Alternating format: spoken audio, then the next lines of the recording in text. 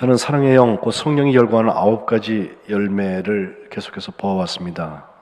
사랑, 희락, 화평에 이어서 오늘 네 번째로 오래 참음, 곧 인내에 대한 말씀 여러분과 나누고자 합니다. 유대인들은 인사를 샬롬, 평강이라고 하는 평화라는 인사를 하는데, 그것 말고 많이 쓰는 말로 마잘톱, 축하한다라는 말과 또 하나는 사브라루트라고 하는, 이것은 인내한다는 뜻을 가지고 있습니다. 특별히 교육할 때 부모가 자녀에게 이 일을 많이 말한다고 해요. 우리 같으면 언제 축하하나, 일이 다 잘 되고선 착한 일을 많이 했을 때 아이들한테 축하라고 그러는데, 이스라엘 유대인 어머니들은요, 아이가 어머니가 아끼는 화분을 깨버리면요, 우리같이 막 야단치고 그러질 않고, 그 아이들에게 오히려 축하한다는 말을 한다고 그래요. 이유는 깨진 화분은 다시 그걸 어떻게 고칠 수 없는 거지만, 그 아이가 야단 맞는 것보다 이 일을 통해서 내가 이렇게 함부로 하면은 집안 물건이 파손되고 부모가 마음이 상하는구나, 이것을 배울 수 있는 기회가 되었기 때문에 오히려 축하해줬다라고 하는 말인데, 참 일리 있는 접근 방법이라고 생각을 합니다.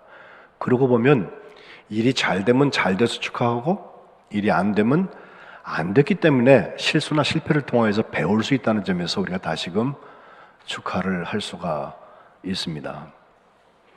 그런데 이보다 오늘 제가 관심 갖는 것은 두 번째 많이 쓴다는 말인 사블라누트라고 하는 말인데, 이것은 인내한다라고 하는 것입니다. 최근에 기자 생활을 마치고 4년 전에 브라질에 가서 지금 책을 이번에 써서 낸 임지은 씨라고 계신데, 그분이 부모라면 놓쳐서는 안 될 유대인 교육법이라는 책을 냈어요. 저는 대체로 알고 있는 이야기들이지만 잘 정리를 해놨다 생각이 되어지는데, 거기 6가지 영역에 대해서 특별히 교육에 대한 이야기를 집중적으로 하고 있는데, 어떻게 다음 세대들을 교육해 나갈까? 특별히 지금 코로나가 미래 5년을 당겨놓았다고 하거든요.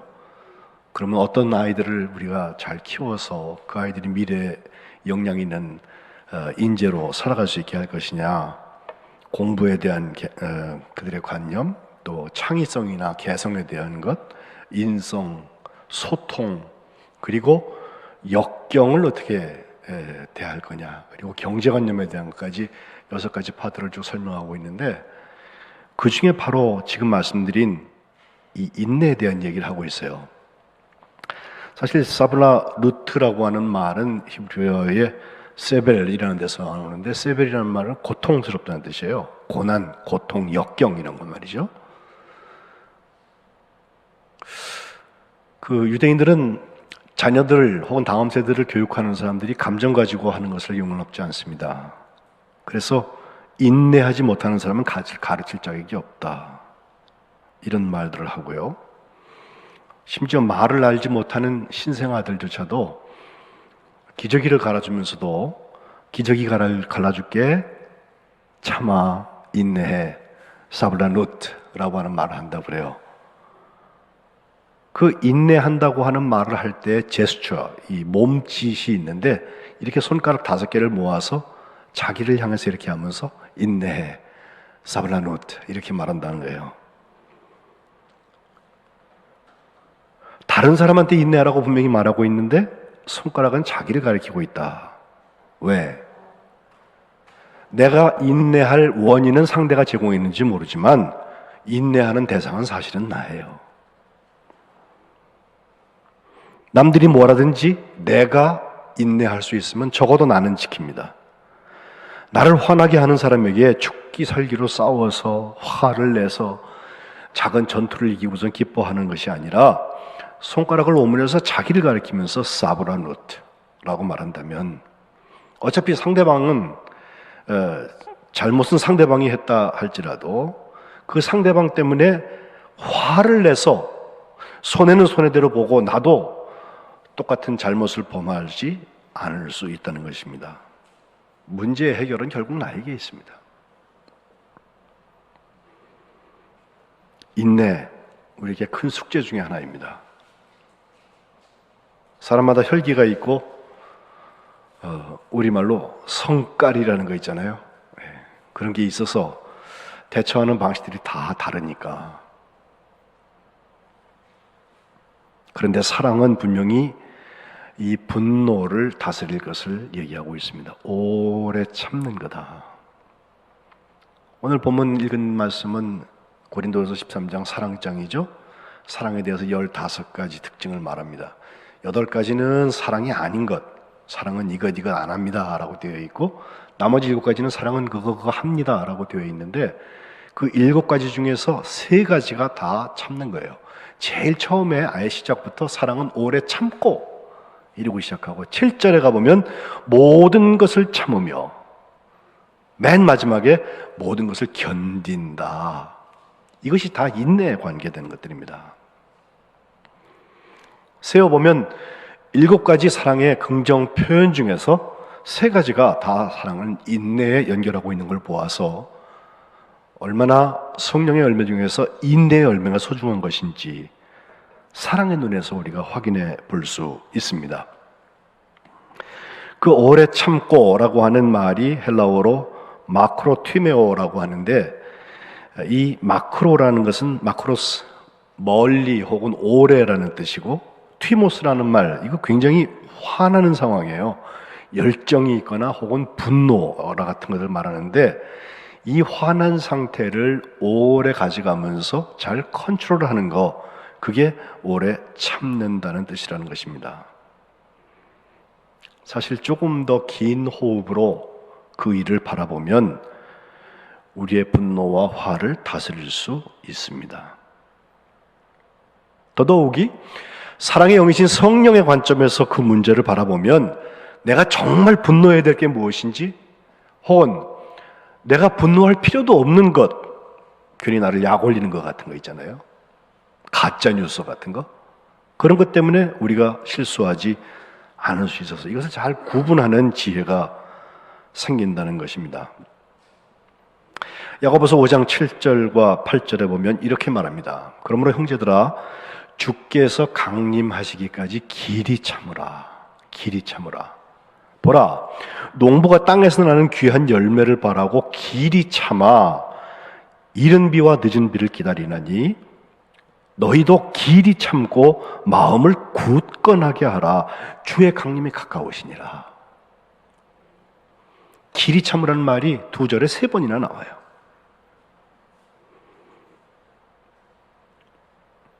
바로 주님께서 가까이 계시기 때문에 우리는 우리에게 다가오는 그 분노를 오래 컨트롤할 수 있다는 것입니다. 예배 시작에 읽은 야고보서 1장 2절부터 4절 말씀도 여러 가지 시험을 당하거든 온전히 기쁘게 여기라고 그랬어요. 아니, 시험을 당하는데 뭐가 기뻐요? 힘들고 어렵고 마음 상하고 그러잖아요. 그런데 온전히 기쁘게 여기를 이유가 나오는데 3절에 너희 믿음의 시련이 인내를 만들어주는 줄 너희가 안다. 그리고 4절에는 아예 인내를 온전히 이루어라. 이는 너희로 온전하고 구비하여서 조금도 부족함이 없게 하려 함이라 그랬습니다.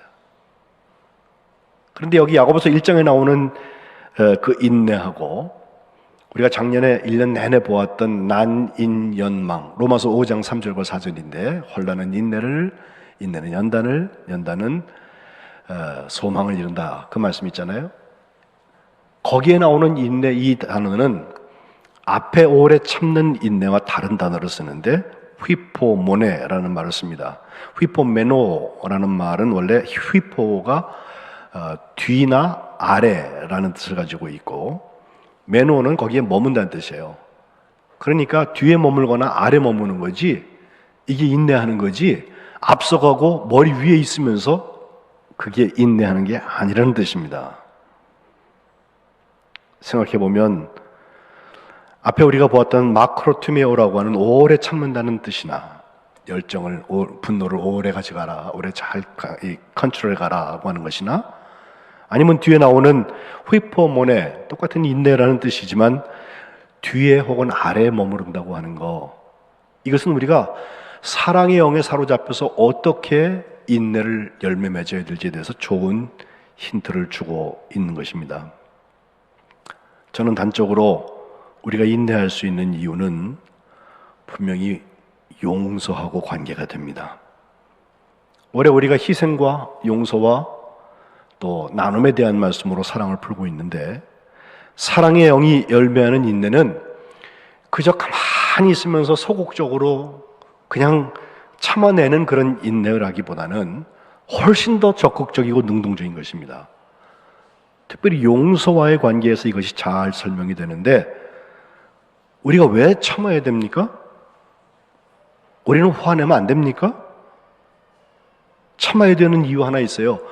저 십자가에서 죽기까지 우리를 참으신 분이 계세요. 우리를 사랑하신 분이 계세요. 먼저 자기를 주시기까지 사랑하신 분이 계세요. 그분 예수님의 십자가를 생각하면 그래도 우리가 참지 못할 일이 없어요. 우린 그렇게 하지 않거든요. 우리는 얼마나 참아야 합니까? 한 번 더 참으면 됩니다.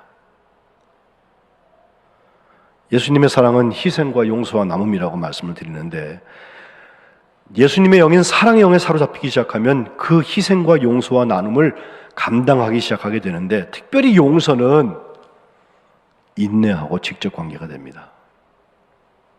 로마서 5장 8절에 나오는 말씀, 우리가 아직 죄인 되었을 때, 여전히 죄인이었을 때 그리스도께서 우리를 위하여 십자가에 죽으심으로 하나님께서 우리를 얼마나 사랑하시는지 그 자기 사랑을 확증하셨다고 하는 거, 이것도 우리가 값을 지불하지 않고 선사받았다고 하는 거, 이거 잊어서 안 됩니다. 우리의 상태를 표현할 때 죄와 용서에 대한 연결고리에서 생각해 보면 우리는 용서받았던 죄인이다, 혹은 용서받은 죄인이다라고 설명하는 것이 좋습니다. 우리가 진짜 용서받은 죄인이냐, 우리의 죄가 예수 그리스도의 피로 씻음받은 게 확실하냐? 그렇다면 우리도 참고 용서하기 시작해야 합니다. 우리가 인내하면서 용서하는 것은 우리를 오래 참으셨고 우리를 용서하시는 하나님, 곧 사랑의 영의 열매로서 그 인내의 문이 열려진다는 것입니다. 용서의 횟수에 대하여서 베드로가 물었던 일이 있죠. 마태복음 18장 21절로 35절까지 나오는 말씀인데, 그 다혈질 베드로가 주님을 향하여서, 주님, 형제가 나에게 죄를 범하는데 몇 번까지 용서해 줘야 됩니까? 7번까지 하면 됩니까? 라고 물어요. 근데 주님께서 대답하시기를 7번뿐 아니라 7번을 70번까지라도 해라. 베드로도 꽤 많이 쓴 거예요, 7번이면. 근데 그거에 10배를 곱하시고 까지라 더 하라고 했으니까 그보다 더 하라는 거예요. 세다가 다 잊어먹을 것 같아요. 그러면서 주님께서 한 비유를 말씀하시는데, 천국은 이와 같다 하면서 한 왕이 그 종들, 자기 신하들과 한번 결산하는 때의 이야기를 합니다. 한 종에게 10,000달란트나 돈을 빚을 준 일이 있는 그 사람이 있어서 그 사람에게 빚을 갚아라 그랬더니 25절에 갚을 것이 없어요. 그러니까 그 왕이 말하는 거죠.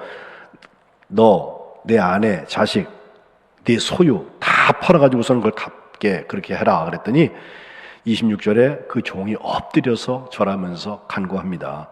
내게 참으소서, 다 갚으리이다. 우리 보통 한 번만 용서해 주세요라고 하는 말처럼 내게 참으소서.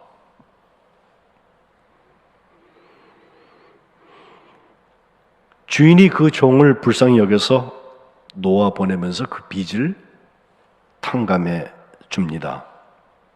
그런데 그 종이 28절에 보면 이제 임금에게서 나아가서 자기 생활의 터로 갔는데 자기한테 100데나리온 빚진 동료 한 사람을 만나요.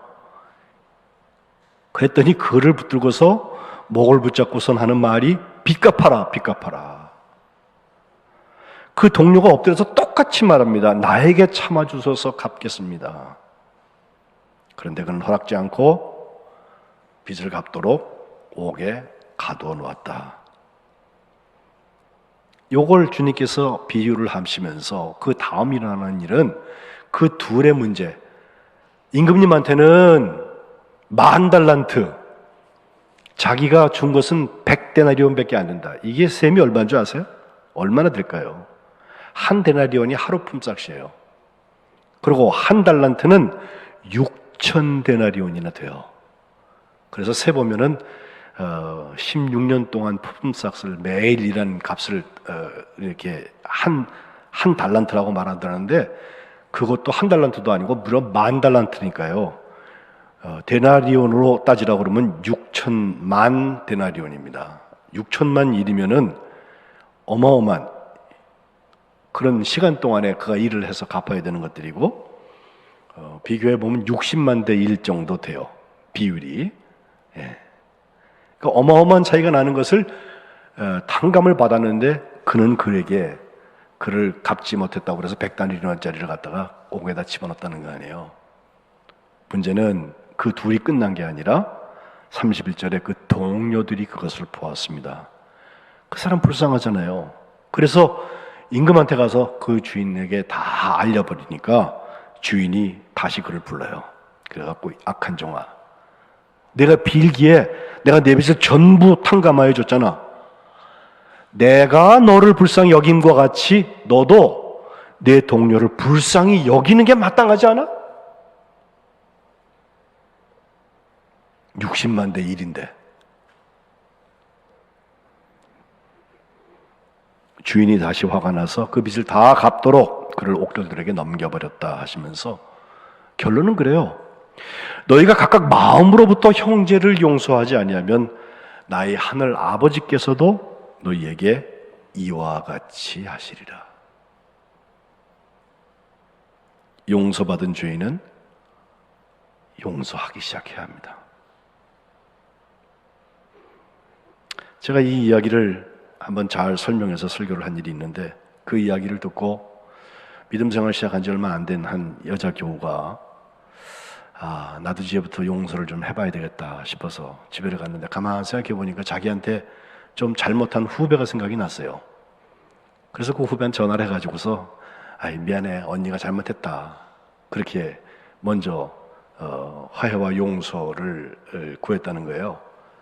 근데 그 동생이 언니 무슨 소리야, 내가 잘못했어 라고 말해야지 맞는데, 거기다 내놓고선 바로 한 말이 언니 앞으로 다음부터는 그렇게 하지 마, 그렇게 얘기하더래요. 그래갖고 이 사람이 용서하려고 그랬다가 더 화가 나가지고 저한테 와서 막 따지는 거예요. 목사님 그 용서 못할 거더라고. 예? 사람 성격 나빠지겠다고 막 그러더라고요. 그래서 제가 거기다 대고 한 얘기가 있어요. 한 번 용서해본 사람하고 한 번도 용서해보지 않은 사람하고는 많이 다릅니다. 이제 시작했으니 인내하면서 또 하세요. 또 하세요. 하시는 만큼 당신에게 평강이 찾아올 거예요. 사랑은 모든 것을 견딘다고 했습니다. 사랑은 오래 참는다고 했습니다. 사랑은 모든 것을 참는다고 했습니다. 이유는 우리 주님께서 우리를 참고 우리를 기다리고 계시기 때문에 그렇습니다. 그리고 주를 믿는 모든 백성들, 거룩한 백성들이 또한 이 오래 참음의 옷을 입고 사랑의 열매들을 많이 맺기를 기대하고 계십니다. 다시 말씀드립니다. 몇 번까지요? 한 번만 더 하세요. 한 번만. 그만큼 평강이 찾아올 거예요. 흥미있는 해석 하나는 영원까지 참아라 이렇게 말하지 않고 오래 참아라 라고 말했다고 설명하는 것을 보았습니다.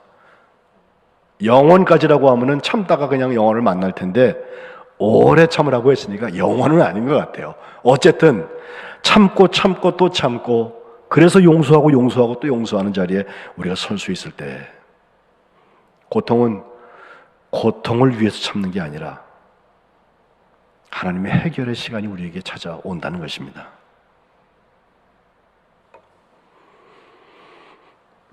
디모데전서 1장 16절 그러나 내가 긍휼을 입은 까닭은 예수 그리스도께서 내게 먼저 1절 오래 참음을 보이사 후에 주를 믿어서 영생을 얻는 자들에게 본이 되게 하려 하심이니라 그랬습니다.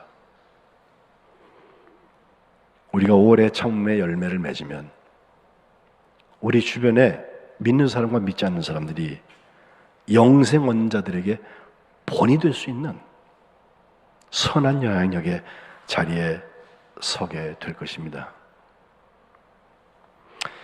영국의 조지 뮬러라는 사람이 있었습니다. 1805년부터 93세를 살았는데 우리가 많이 팔린 그의 책을 하나 알고 있어요. 5만 번 응답받은 조지 뮬러의 기도. 조지 뮬러의 기도가 이제 원래 제목인데 자기 일기 또 자기 저술에서부터 직접 그가 쓴 글들을 모아서 책을 냈는데 거기 있는 얘기들을 쭉 보면 그가 태어날 때 가난한 가정에서 태어나서 10살이 되기 전에 부모님의 돈을 상습적으로 훔치는 그런 나쁜 도벽이 있었고요. 19살 될 때까지 티네이저 때는 거짓말, 술, 아주 방탕한 삶을 살아서 형무소에도 갔다 오고요. 또 무서운 질병을 2차례나 앓기도 했다고 합니다. 그런데 그가 한 기도 모임에서 예수 그리스도를 영접하고 삶이 변화가 됩니다. 복음을 듣고 나니까 나 같은 죄인을 용서하시는 하나님의 그 사랑에 대해서 깨닫게 되고 그 이후로 그는 93세가 되어서 하나님의 부르심을 받을 때까지 끊임없이 기도하며 살았습니다. 젊은 날 선교 저널을 읽다가 시편 68편 5절에 있는 말씀 하나님은 고아의 아버지다라는 그 말씀을 읽게 되었고 고아들을 어떻게 선교해 볼까 하는 생각을 하다가 우리 감리교를 시작하신 존 웨슬리 목사님이 크게 활동했던 영국의 브리스톨이라는 곳에 거기 애슐리에서 윌슨가 주택을 빌려서 30명의 고아들을 모아놓고 고아원을 시작해요. 시간이 가면 갈수록 고아들이 많이 몰려와서 고아원을 증축하고 개축하고 건축 5번을 하기까지 무려 1만 명이 넘는 고아들을 보살폈다고 헤아리고 있습니다. 말년에는 성경을 배포하는 일들 또 선교사들을 기도와 물질로 후원하는 사역을 지속적으로 펼쳐나갔는데 선교 여행도 다녀서 42개국에 300만 명 이상에게 복음을 전했다고 하는데 그는 가지고 있는 게 없었어요. 그런데 정말 말 그대로 영원한 물주이신 하나님 붙들고 기도하면서 하나의 주신 그 사건, 그 다음 사건까지 계속해서 하나님이 주시는 감동 가지고만 그 일을 감당해 나갔는데 정부의 도움도 받지 않고 2,000명이 넘는 고아들에게 하루 3끼를 매일 제공할 수 있었다는 것입니다. 후에 그에게 묻습니다. 어떻게 그렇게 큰일 하실 수 있었습니까? 그랬더니 간단하게 대답해요. 나는 아버지 하나님만 의지했어요. 그리고 하나님한테만 달라고 그랬어요. 60년 넘도록 고아들의 아버지라는 불리는 삶을 살 수가 있었습니다. 기도 응답을 받는 모든 이야기를 읽어보면 읽어볼수록 포기하지 않고 끝까지 인내하는 것이 없었더라면 그러나 아무것도 할 수 없었을 것 같습니다. 그의 기도의 원리가 있죠. 먼저는 예수님을 의지하세요. 두 번째는 죄를 멀리하세요. 세 번째는 믿음을 실천하세요. 네 번째, 하나님의 뜻을 따라서 간구하세요. 그리고 5번째가 인내하면서 기도하세요.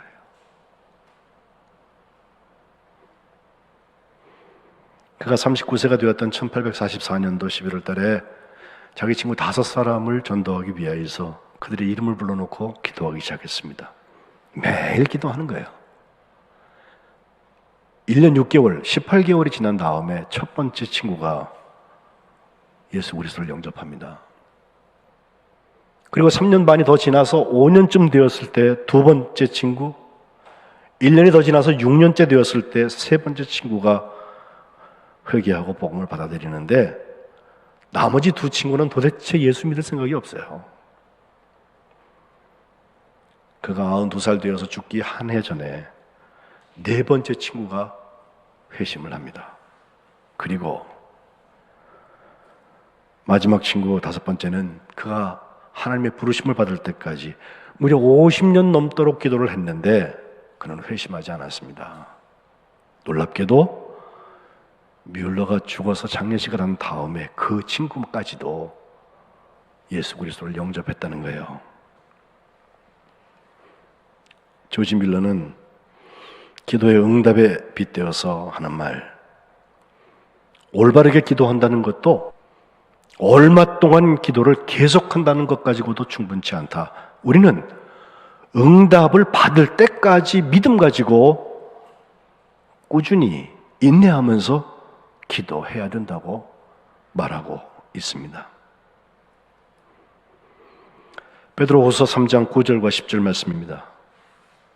주의 약속은 어떤 이의 더디다고 생각하는 것까지 더딘 게 아니라 오직 너희를 대하여서 오래 참으셔서 아무도 멸망치 않고 다 회개하기에 이르기를 원하신다. 하나님 아버지의 마음을 거기 기록하고 있어요. 베드로후서 3장 15절 상반절, 또 우리 주의 오래 참으심이 구원이 될 줄로 여기라고 말씀하고 있습니다.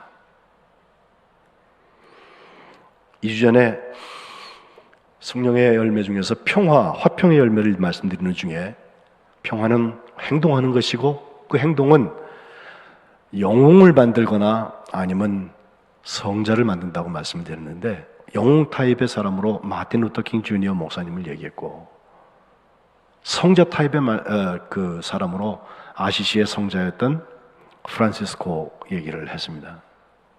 이 둘의 공통점이 있어요. 인내하는 것입니다.